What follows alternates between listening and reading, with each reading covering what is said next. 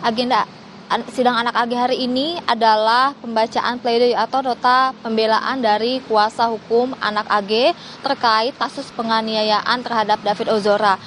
Agenda nota pembelaan ini akan dilaksanakan pada jam 1 siang di Pengadilan Negeri Jakarta Selatan. Selain itu juga pada hari sebelumnya jaksa penuntut umum telah menuntut anak AG dengan ancaman 4 tahun penjara. Sebagaimana jaksa juga menjelaskan bahwa anak AG terbukti bersalah melakukan tindak pidana pada pasal 355 ayat 1 KUHP tentang penganiayaan berat yang berencana. Selain itu juga dengan ancaman 4 tahun penjara itu anak AG nantinya direncanakan akan ditempatkan di Lembaga Pembinaan Khusus Anak atau LPKA dengan ancaman 4 tahun penjara.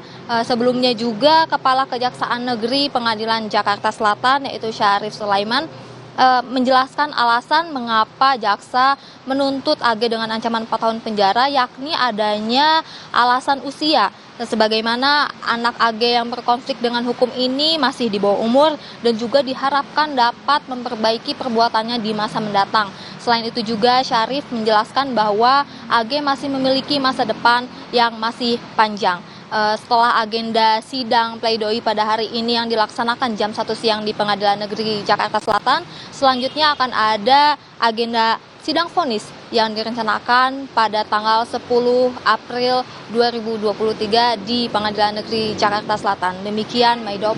Ya, baik, terima kasih. Anissa Karima melaporkan langsung terkait dengan persiapan jalannya sidang pledoi anak berhadapan dengan hukum dalam kasus penganiayaan David Ozora. Terima kasih, Anissa.